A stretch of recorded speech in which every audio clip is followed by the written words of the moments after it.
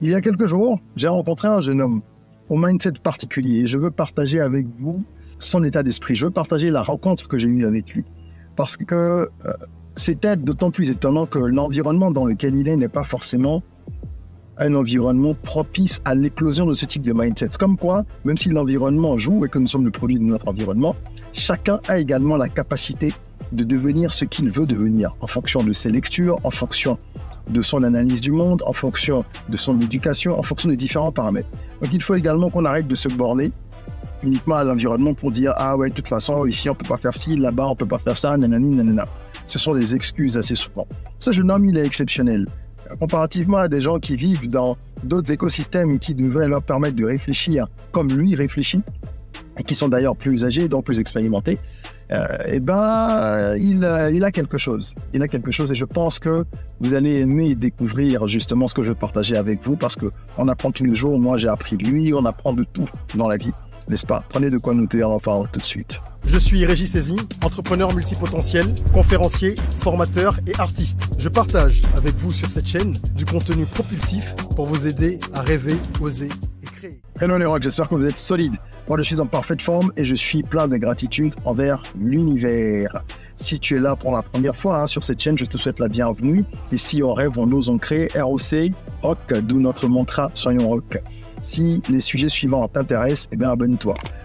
Développement personnel, mindset, entrepreneuriat, business, éducation financière. Voilà autant de thématiques que nous abordons ici de façon quotidienne, parce qu'il y a une nouvelle vidéo tous les jours, pour aider chacun à accélérer sa croissance personnelle et professionnelle. Là, voilà, donc abonne-toi, active la cloche de notification. Alors, ce jeune homme, je l'ai rencontré dans le cadre d'une tournée que nous effectuons actuellement avec des partenaires étrangers, donc des PTF, comme on dit, des partenaires techniques et financiers, qui mettent en œuvre des journées de sensibilisation, des journées de l'orientation.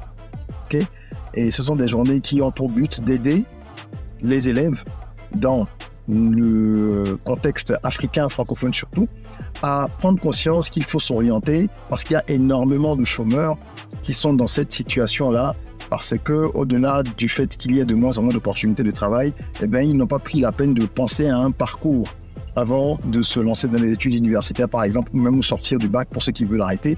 Ils n'ont pas pensé véritablement à ce qu'ils voulaient faire plus tard. Donc, on se retrouve avec des situations qui n'arrêtent pas d'enfler.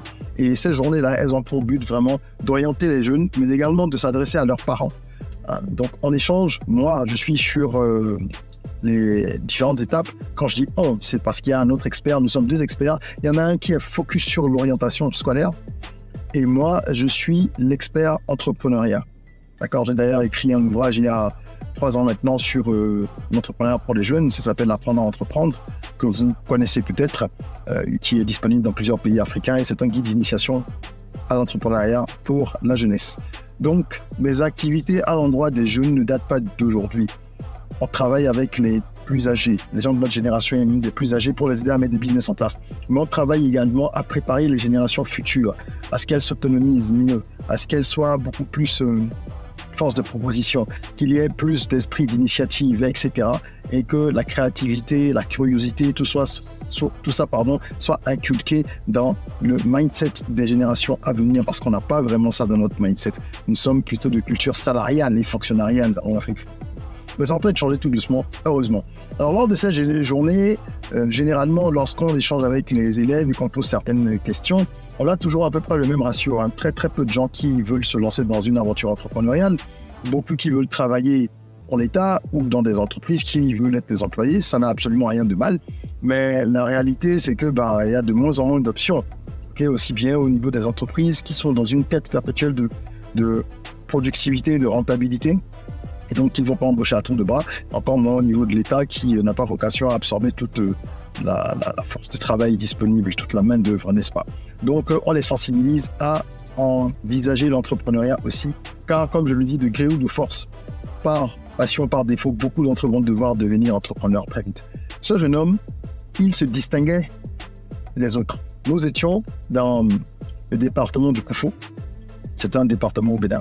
Et on passe dans différents départements dans le cadre de ce projet. Et il était avec donc plusieurs personnes de son école, puisqu'on les reçoit par vague, par école. Il y en a parfois 200, 400, 500. C'est des milliers qu'on voit par jour. Et parmi ceux qui se sont manifestés lorsque j'ai demandé qui avait déjà un business, qui faisait un peu de business dans l'état à l'école, ben, ils faisaient partie du groupe. Donc, ils sont venus, je les ai fait venir devant tous les autres, ce que je fais de temps en temps, pour qu'ils partagent un peu ce qu'ils font, qu'ils nous en disent un peu plus, comment ils ont commencé, pourquoi est-ce qu'ils le font, qu'est-ce que ça leur apporte. Alors, ce jeune homme, il a expliqué que les week-ends, il va sarcler, c'est-à-dire qu'il passe dans son quartier et dans les quartiers un peu plus lointains également, pour proposer à ceux qui ont des terrains, qui sont des terrains encore nus, et sur lesquels il y a des mauvaises herbes et tout ça, mais de mettre ça au propre. Vous me direz, oui, c'est rien d'extraordinaire. Permettez-moi de vous dire que c'est quelque chose de spécial. Parce que si vous avez déjà vu faire, les terrains sont non seulement remplis de bourse, mais également de déchets divers. Il y a des gens qui jettent des ordures, les excréments. Ce sont des catastrophes. Il n'y a aucun civisme. Donc, ce n'est pas des tâches agréables. Moi, j'ai déjà, pour faire déblayer des terrains, dans plusieurs villes du Bénin, j'ai déjà eu du mal à trouver des personnes qui étaient prêtes à le faire. Même quand on me met le prix. Parce qu'ils disent, comme on dit en fond chez nous, c'est-à-dire c'est trop compliqué, c'est verrou. Et comme nous avons une génération de paresseux, les gens sont de plus en plus paresseux, on a des générations de paresseux. Parfois, vous mettez une semaine, 2 semaines à trouver des personnes volontaires pour le faire.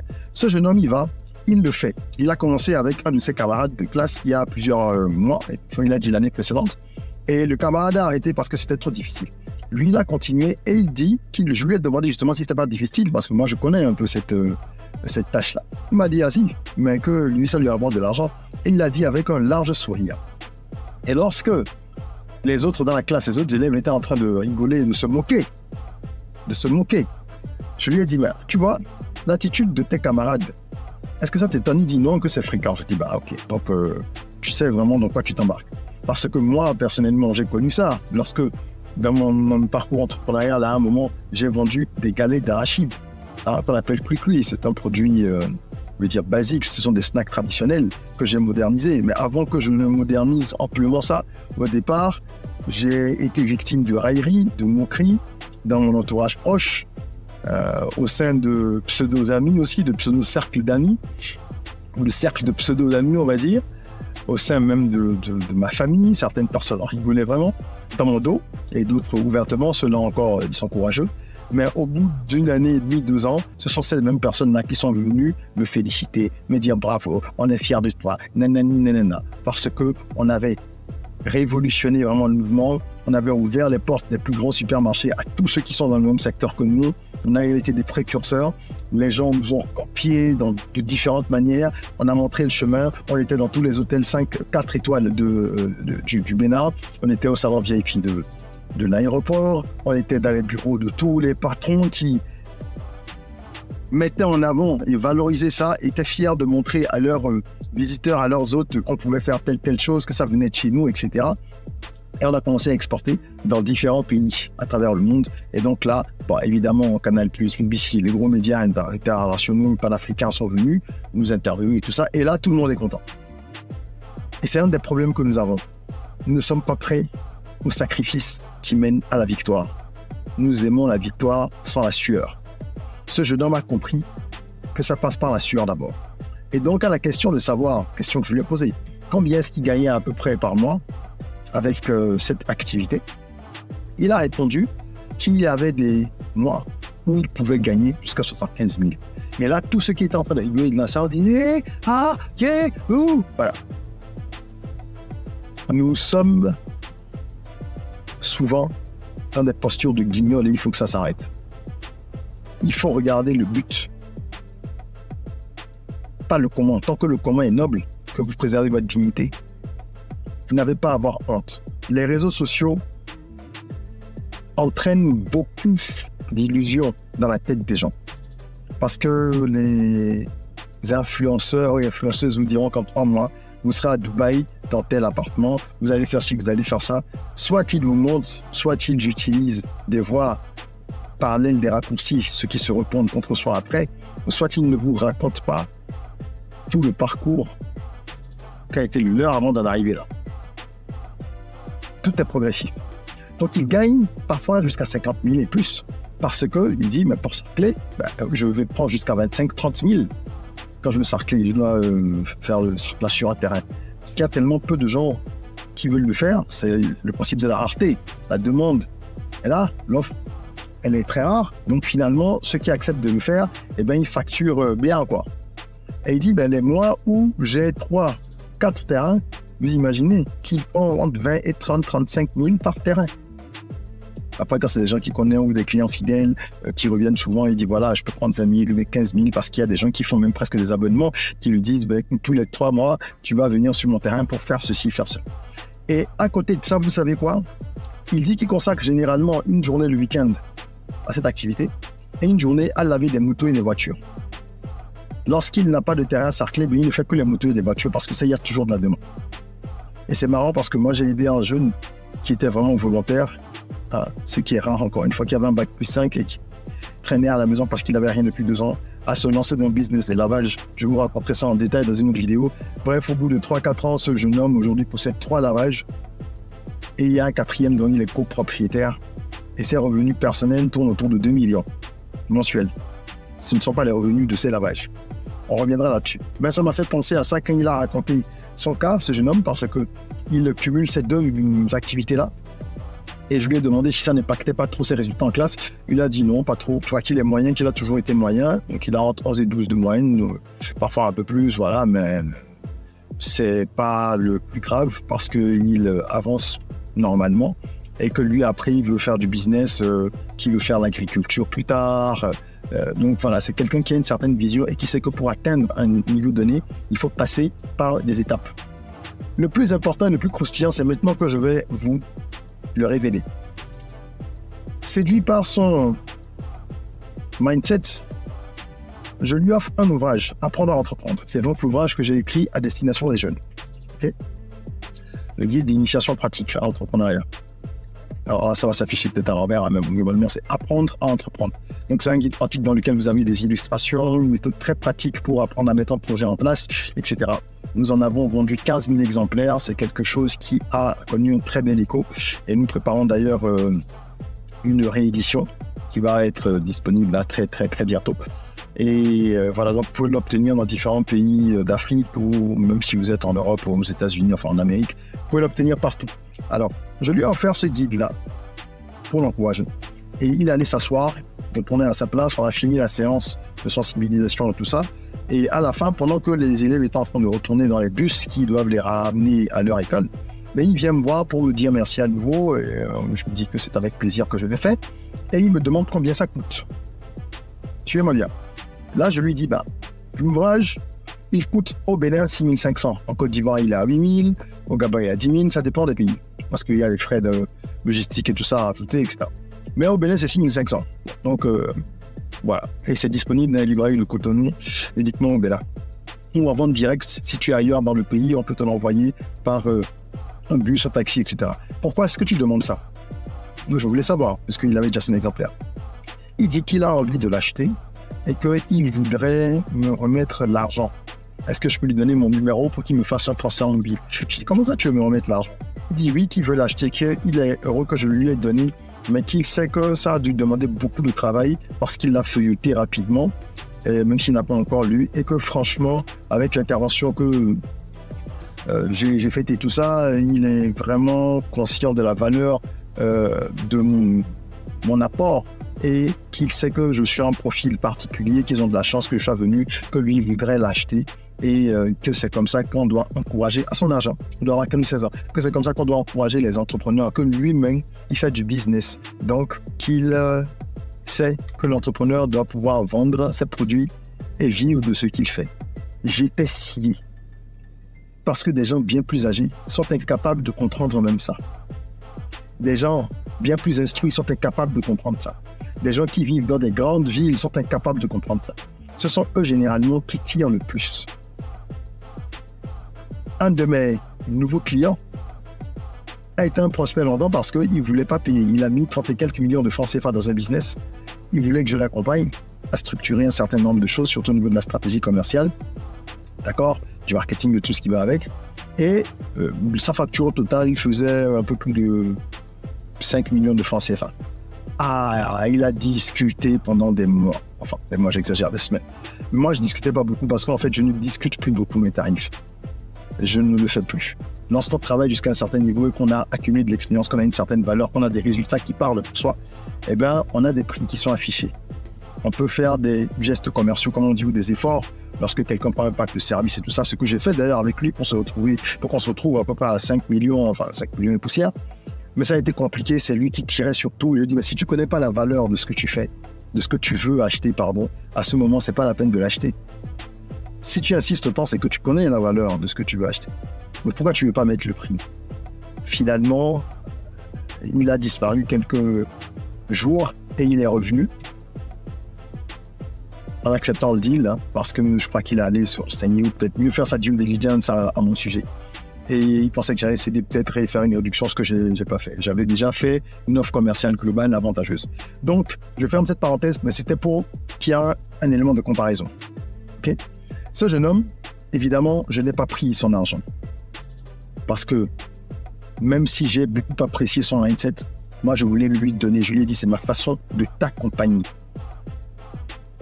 Et il m'a dit que de toute façon, il trouvera le moyen d'en acheter un autre pour offrir à quelqu'un. Donc, quand vous mettez tout ça ensemble, vous voyez le mindset de ce garçon qui déjà sait qu'il faut se mettre à la tâche pour se prendre en charge et qu'il faut reconnaître la valeur des autres. Il m'a dit que ça fait 2 ans qu'il ne prend plus d'argent chez ses parents, qu'il subvient à ses propres besoins, enfin l'argent de poche c'est fini, et qu'il aide même ses parents en ce qui concerne tout ce qui est facture de la maison et les choses à gérer. Donc j'étais heureux d'avoir fait cette rencontre et j'ai voulu partager ça avec vous parce que ça nous apprend beaucoup de choses. L'environnement ne définit pas qui nous sommes. S'il n'y a que des personnes bizarres autour de vous, vous n'êtes pas obligé d'épouser leur mentalité. Vous pouvez avancer à votre rythme. Vous pouvez croître à votre rythme. Vous pouvez réfléchir avec vos propres neurones et ne pas laisser les gens définir comment vous réfléchissez. D'accord? C'est extrêmement important. Et à partir du moment où vous faites tout ça, vous devez comprendre également que le travail, il n'y a pas de honte à effectuer une tâche ou une autre. Lorsqu'on identifie un business, un besoin dans un environnement, il faut y aller, il faut profiter justement du fait que d'autres n'aient pas envie de le faire. Il faut avoir une vision long terme. Il veut faire de l'agriculture, il a dit que c'est sa passion, mais qu'il a besoin d'argent pour pouvoir se lancer. Donc au-delà de ce qu'il peut faire avec ce qu'il gagne aujourd'hui, ben, il met un peu d'argent de côté à chaque fois pour pouvoir acheter après justement ce qu'il lui faudra. Je ne sais pas s'il veut faire de l'élevage ou plutôt de l'agriculture au sens stricto sensu. On n'a pas eu l'occasion d'aller jusque-là dans la discussion parce qu'il devait partir, le bus allait démarrer. Mais c'est une superbe rencontre. Je suis très heureux d'avoir croisé ce jeune homme et puis de toute façon je vais rester en contact avec lui. On est déjà connectés sur les réseaux sociaux puisqu'il y est, comme tous les jeunes d'aujourd'hui. Et c'est avec plaisir que ce genre de profil je le suis. Eh bien, si vous avez envie justement d'acquérir le bon mindset et de travailler à pouvoir croître, avoir un plan long terme, développer vos projets, avoir la niaque qu'il faut et l'état d'esprit nécessaire à la réussite de vos projets, eh bien, inscrivez-vous au Business Rocket Camp, qui est un programme d'accompagnement, programme intensif, d'accompagnement pour les entrepreneurs. Et c'est le programme qui va t'aider à faire décoller ton business en Afrique. Pendant 4 semaines, nous allons travailler en ligne. Donc, où que tu sois, tu peux participer au programme. Et nous allons aborder 10 domaines d'expertise différents. Droit, marketing, finance, fiscalité, ressources humaines, management, etc. Des domaines d'expertise qui sont essentiels, que l'entrepreneur doit connaître pour pouvoir mettre en musique convenablement son projet. Ce camp, le Business Rocket Camp, il se déroule à travers des webinaires interactifs, des masterclass. D'accord? Il y a également des séances de coaching individuelles pour que chaque participant puisse bénéficier de mon expertise et de celle de 2 autres experts internationaux qui sont des intervenants sur le programme.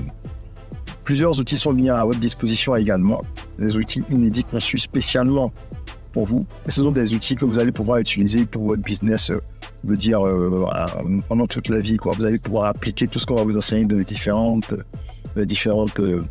disciplines à votre business directement. Donc c'est un camp pratique.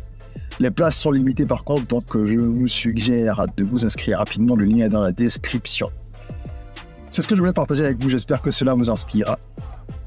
Je serais curieux d'avoir vos commentaires, vos avis en commentaire. Et en attendant qu'on se retrouve, prenez soin de vous, de votre corps, mais aussi et surtout de votre mind. Et rêvons, osons, créons, soyons rock.